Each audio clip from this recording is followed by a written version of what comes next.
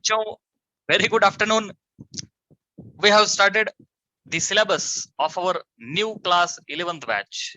Out of that, our first chapter is units and measurements.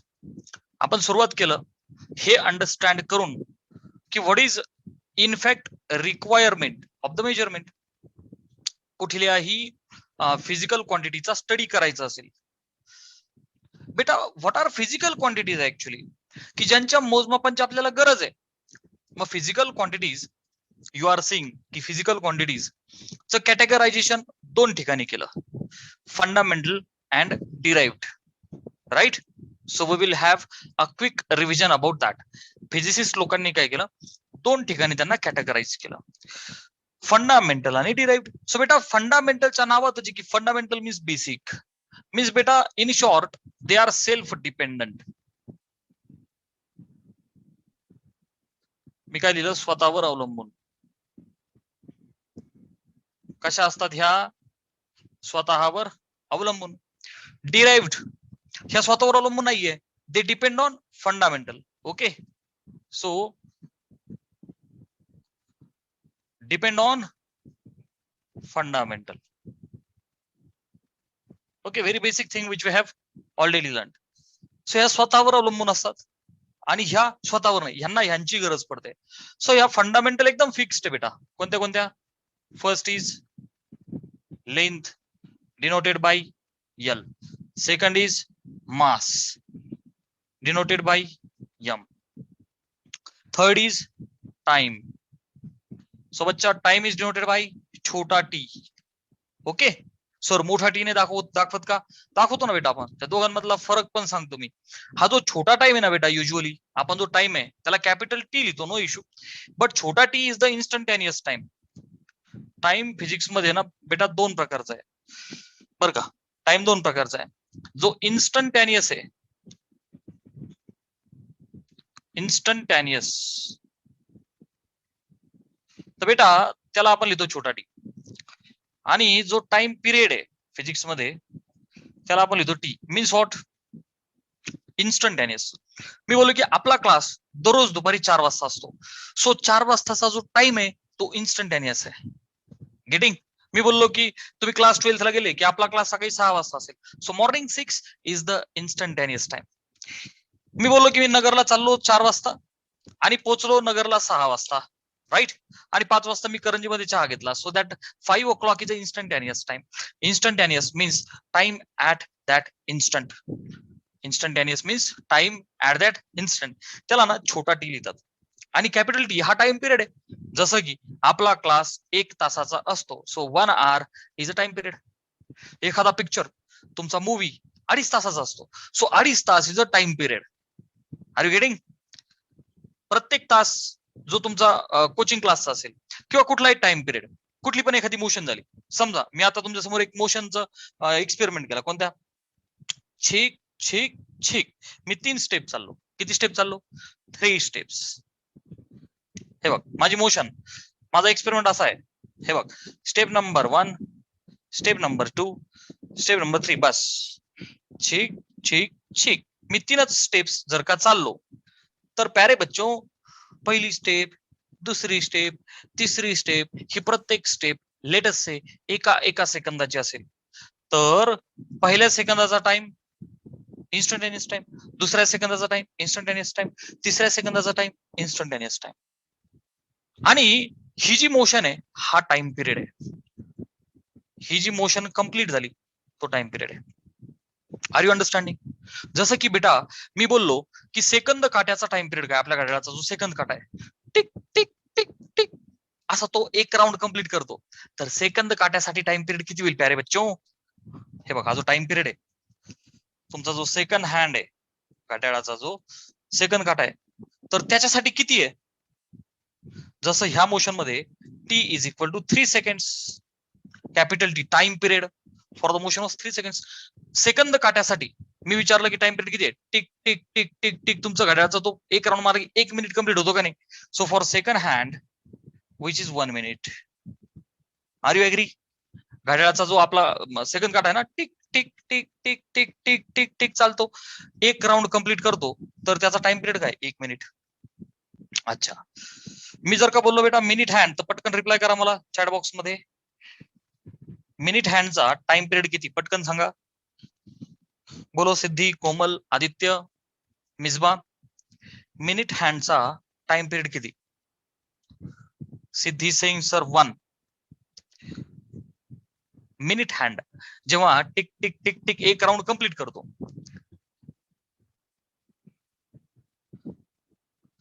Absolutely perfect. Komal is perfect. Yes बेटा 1 hour.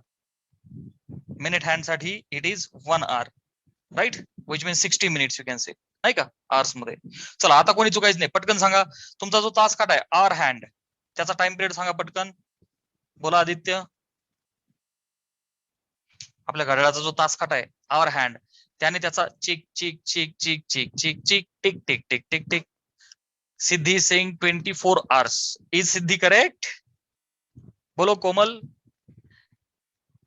बेटा it is 24 hours. Are you agree? अरे बेटा 12 hours. Siddhi it will be 12 hours बेटा. हे बघ ना, घड्याळाला काटे किती आपल्या? हा 12. परफेक्ट बेटा, आहे का नाही? 12. That's why 12 hours is the time period. So I hope time period हा एक पर्टिक्युलर मोशन कंप्लीट करण्यासाठी लागलेला वेळ. Are you getting? मग घड्याळ असेल तर एक राऊंड, नाही का, हा एक्सपेरिमेंट घेतला टिक टिक टिक. सो एक मोशन साठी लागलेला जो वेळ तो टाइम पिरियड आहे. आणि इन्स्टंटेनियस म्हणजे काय? Time at that instant. इन्स्टंटेनियसचा अर्थ काय असतो प्यारे बच्चों?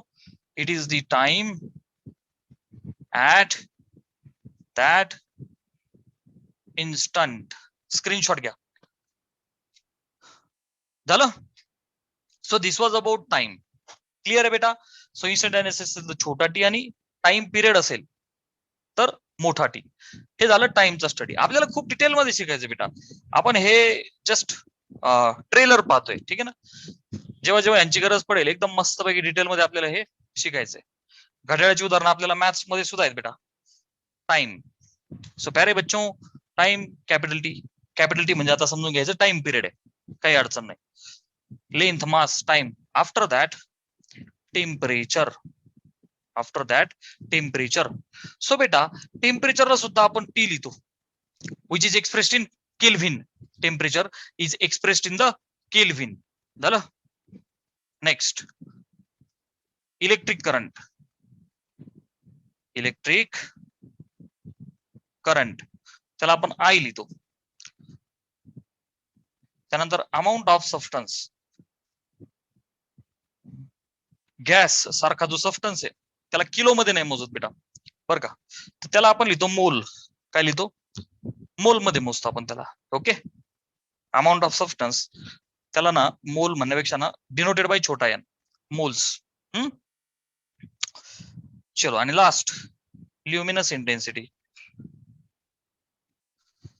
ओके सिद्धी बेटा, हे जे ल्युमिनस इंटेन्सिटी आहे बरं का, कॅन्डेला, तर याची आपल्याला काही गरज पडत नाही. इंटेन्सिटीला आपण लिहितो आई, बरं का, बाय कॅन्डेला. त्याची आपल्याला सिलेबस मध्ये गरज नाही पडत. इंटेन्सिटी आणि पॉवर नावाचा फॅक्टर असतो आपल्याला, जो पुढे क्लास 12 मध्ये डिटेल मध्ये स्टडी करायचा आहे. सो प्यारे बच्चो, दीज आर द फंडामेंटल. आणि काल ह्या डिराइव्ह मध्ये हे डिस्कशन आपलं चालू आहे. तर जनरली कालचा व्हिडिओ रेडी आहे. This is the benefit of the recorded lecture, की तुम्ही आपल्या ऍप मध्ये झालेलं लेक्चर पुन्हा एकदा पाहू शकता, है की नाही. आणि डिटेलमध्ये आपण डिराइव्ड क्वांटिटीज डिस्कस करतोय की बेटा they are depend on fundamental. ह्या कोणावरती डिपेंडंट आहेत? फंडामेंटल. तर त्यामध्ये आपण काल पहिली पाहिली होती बच्चा, that was area which is denoted by A, आणि फॉर्म्युला इज एल स्क्वेअर. आपण काय पाहिलं? स्क्वेअर असेल तर साइड स्क्वेअर, रेक्टेंगल असेल तर length into breadth.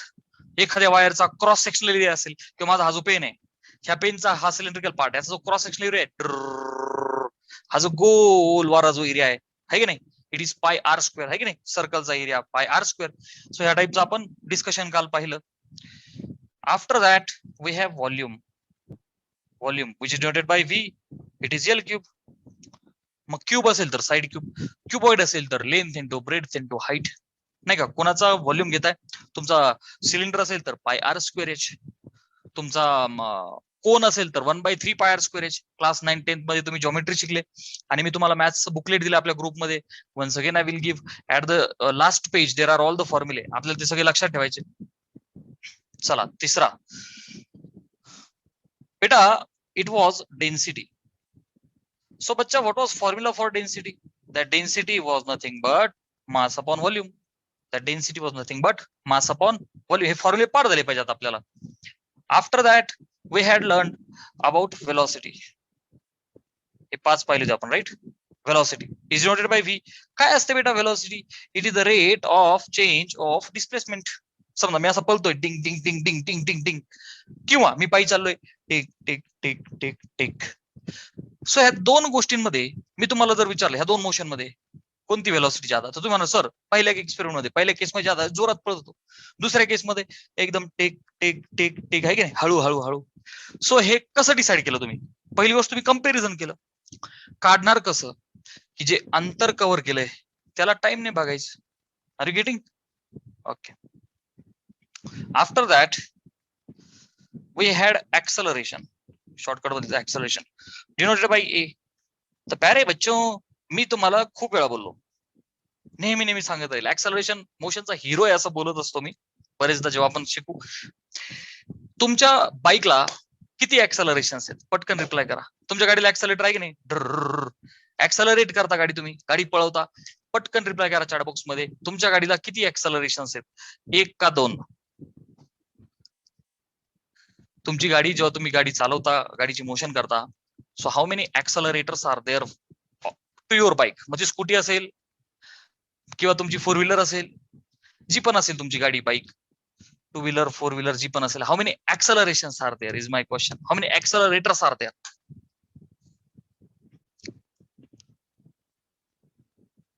How many accelerators are there? एक तर एज वरती बरोबर, त्याने काय करता तुम्ही? स्पीड वाढवता, आहे की नाही? जे समोर येते त्यासाठी स्पीड वाढवण्यासाठी, as far as 2 wheeler is concern. 4 व्हीलरचा विषय सेम आहे, खाली आहे फक्त. सो एक स्पीड वाढवण्यासाठी आहे, दुसरं स्पीड कमी करण्यासाठी आहे की नाही? जे खाली असतं, किंवा तुमची मोपेड जरी बाईक असेल तर डाव्या साईडला आहे की नाही ब्रेक, जे क्लचचे काम करतं. सो तुमच्या गाडीला 2 ऍक्सलरेटर आहे, एक स्पीड वाढवण्यासाठी, एक स्पीड कमी करण्यासाठी. अर्थात ऍक्सलरेशनचा अजून एक टाईप आहे, तिसरा, की जे शून्य असतं, कॉन्स्टंट असतं. म्हणजे वेलोसिटी कॉन्स्टंट असताना ते शून्य असतं. समजा गाडी एकदम मस्त अशी कॉन्स्टंट स्पीडने चालू आहे, राईट, तेव्हा ते शून्य असतं. तो डिटेलमध्ये स्टडी आपल्याला क्लास 12च्या पहिल्या चॅप्टर मध्ये. Okay. So this was about acceleration. After that आपण अजून 2 पाहिले होते, फोर्स आणि displacement. Sorry, force and the work done. Force and the work done. So बेटा, फोर्स इज एम ए, हे तर सगळ्यांना माहिती आहे. Force is M A, mass into acceleration. And the seventh was work done. Seventh was work done. So बेटा, वर्कला ना नेहमी लक्षात ठेवायचं की work is inter convertible energy मध्ये. वर्क आणि एनर्जी एकच आहे, वर्क किंवा एनर्जी. तर कोणती एनर्जी, हा एक मोठा इम्पॅक्ट आहे. सो वर्कचा फॉर्म्युला काल आपण पाहिला होता, फोर्स इंटू डिस्प्लेसमेंट. आता आपण एनर्जीचं डिस्कशन करू. Please take screenshot. This was nothing but what we have learn in the previous lecture. Okay बच्चा, आपण हा फक्त सिनेरियो आहे की आपण मागच्या लेक्चर्स मध्ये काय शिकलो, ट्रेलर आहे, ठीक आहे. नंबर 8 डिराइव्हचं चांगलं डिस्कशन करूयात आपण नंबर 8 पासून. सो फिजिसिस्ट लोकांनी 2 प्रकारचं कॅटेगरायझेशन केलं. एक म्हणजे फंडामेंटल, स्वतःवर डिपेंडंट.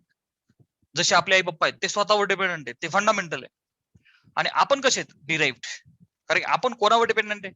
आई पप्पांवरती. In this way we have to remember. तर बेटा, डिराइव्ड क्वांटिटी मध्ये बघ, पुढे वर्कच्या नंतर मी कंसात लिहिलं एनर्जी. कशामुळे लिहिलं? तर work and the energy are inter convertible. नेहमी फिजिक्स मध्ये लक्षात ठेवा, वर्क डन झालं तर ते काही ना काहीतरी एनर्जी मध्ये जातं. मग ह्यासाठी आपल्याला फिजिक्स मध्ये क्लास 12th मध्ये सेपरेट 2 चॅप्टर आहे.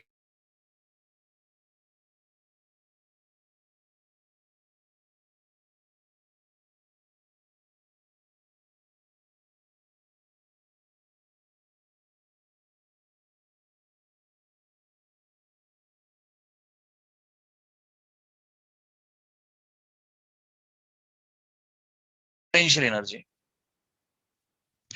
बेटा, मी थ्रू आउट इयर तुला जर का विचारलं की पोटेन्शियल एनर्जीचं आयडेंटिटी कार्ड काय, जसं तुम्ही तुमच्या गळ्यात आयडेंटिटी कार्ड घालता आणि मस्तपैकी तिकीट स्कूलमध्ये जाता. मग स्कूलमध्ये गेल्याच्या नंतर तुम्हाला ओळखायचं कसं? तुमच्या गळ्यात जे आयडेंटिटी कार्ड आहे त्यावरती तुमचं नाव लिहिलेलं असतं. सो मी ओळखू शकतो हा स्टुडंट कोण आहे, ही स्टुडंट कोण आहे. सो पोटेन्शियल एनर्जीचं जे आयडेंटिटी कार्ड आहे ना बेटा, ते पोझिशन आहे. काय लक्षात ठेवायचं? पोटेन्शियल एनर्जी रिकॉग्नाइज करण्याचं आयडेंटिटी कार्ड पोझिशन आहे मोशन मध्ये. ठीक आहे sir, what about the formula for potential energy? बेटा लक्षात आहे, as far as the position is concern ना बेटा, तुम्ही पोटेन्शियल एनर्जीचा हा फॉर्म्युला पाहिलेला आहे. कोणता? MgH वाला, राईट. पोटेन्शियल एनर्जीला आता डिपेंडंट आहे की कसं लिहितो. युजली काही ठिकाणी मी यू लिहिल, ओके, काही ठिकाणी मी यू लिहिल पुढे पुढे. Potential energy usually denoted by you, आपण त्याला पी म्हणूया, अशी तुम्हाला सवय असेल, माझा अंदाज आहे तुम्ही पीई असं लिहित असाल छोट्या स्टँडर्ड्सला. सो प्यारे बच्चो, इट इज MgH, है की नाही? हा फॉर्म्युला तुम्ही लिहिला. सो बेटा this formula was related to the position. Okay, absolutely correct, no issue. की तुम्ही एखादा ऑब्जेक्ट आहे बरं का, आणि तो इथं खाली ठेवलेला आहे असा, राईट, आणि ह्या ऑब्जेक्टला तुम्ही उचललं, इथं घेऊन गेले तुम्ही, त्याला उचललं, त्याचं प्रमोशन केलं आणि उचलून असं वरती घेऊन गेले. जसं की माझा पेन आहे, इथे पकडला, इथे घेऊन आलो आपण वरती. सो ही जी डॅटम, याला ही जी लाईन असते ना, जिथून मोशन सुरू झाली, ह्या शब्दांसोबत थोडंसं फॅमिलियर व्हा. जिथून मोशन सुरू झाली त्याला डॅटम लाईन, ओके, किंवा अजून एक शब्द आहे रेफरन्स लाईन. डॅटम लाईन किंवा रेफरन्स लाईन, कशामुळे? तर इथून रेफरन्स घेतला. काय होतं की बरेचदा न्यूमरिकल्स मध्ये फ्रॉम डॅटम लाईन असा शब्द येतो, तर नेहमी लक्षात ठेवायचं की जिथून मोशन सुरू झाली ती डॅटम लाईन, इथून ऑब्जेक्ट वरती उचलला. सो प्यारे बच्चो, ऍट दी बेसिक लेवल, जिथून ऑब्जेक्ट उचलला, ही हाईट काय घेणार तुम्ही? 0. समवॉट हाईट इज देअर ना बेटा. सो इथं बेसला काय हाईट? 0, कारण तिथून मोशन सुरू झाली. सो इथे जर का पोटेन्शियल विचारली बॉटमला, तर तुम्ही काय म्हणणार sir? MgH. M is the mass, G is the acceleration due to gravity, H is the height. हे माहिती आहे ना तुम्हाला. सो इथे काय बोलणार? 0. टॉप पोझिशनला जर का विचारलं पोटेन्शियल एनर्जी ऍट टॉप, तर काय म्हणणार तुम्ही? MgH, कारण की काहीतरी हाईट भेटली. Are you getting? This is I think very basic thing which we have learn in the previous standards, right. So ही पोटेन्शियल एनर्जी तुम्हाला माहिती आहे. आपल्याला भेटायला अजून 2-3 वेगळ्या पोटेन्शियल एनर्जी येणार आहे. सो पोझिशन म्हणलं की हे आपण ऑलरेडी शिकलो. आता बघा, ग्रॅव्हिटेशनल पोटेन्शियल एनर्जी आपला 5वा चॅप्टर आहे त्यामध्ये, ओके. ग्रॅव्हिटेशनल पोटेन्शियल एनर्जी बरं का. तर बेटा it is U is equal to -GM/R. ही कोणती आहे बेटा? Gravitational potential energy. जास्त घाबरायचं नाही, फक्त काय करायचं, नोटबुक मध्ये ह्या गोष्टी लिहून ठेवायच्या. बिकॉज जेव्हा सिलेबस पुढे पुढे पुढे पुढे जातो, तुम्हाला कॉम्पिटिटिव्ह एक्झाम्स द्यायच्यात, JEE आणि नीट सारख्या, automatic MST CET will be very very easy. So त्यासाठी ह्या सगळ्या गोष्टी, नोटबुक एकदम मस्त तुमची बनली ह्या सगळ्या गोष्टींनी, की तुम्हाला ते खूप सोपं वाटेल नंतर. ठीक आहे, फॉर्म्युले पाठ होऊन जातील. ही झाली ग्रॅव्हिटेशनल पोटेन्शियल एनर्जी बरं का. समजा आपल्याला electrostatic potential energy, okay, electrostatic potential energy, जो इलेक्ट्रोस्टॅटिक चॅप्टर आहे आपला, त्यामध्ये आपल्याला U येईल बेटा 1/4πε0 Q1 Q2/R. Okay. Vibrational potential energy, एखादा मॉलिक्यूल नाही का व्हायब्रेट होतो, in this way vibrational potential energy is U is equal to 1/2 kx². अच्छा, KU², झालं, किंवा kx². आपल्याला स्प्रिंग वाला एक्झाम्पल आपण ऑसिलेशन चॅप्टर मध्ये शिकत असतो ना, सो स्प्रिंग लिहितो, ठीक आहे ना, एखादा स्प्रिंग मधली एनर्जी, व्हायब्रेशनल एनर्जी. ठीक आहे. सो जास्त टेन्शन नका घेऊ, हा एक बेसिक फॉर्म्युला आहे जो आपण ऑलरेडी स्टडी केला, आणि पुढे ह्या एनर्जीज आपल्याला भेटायला येणार आहे की वर्क डन यांच्यामध्ये कन्वर्ट होतं. So please take screenshot of this. This is the additional knowledge which I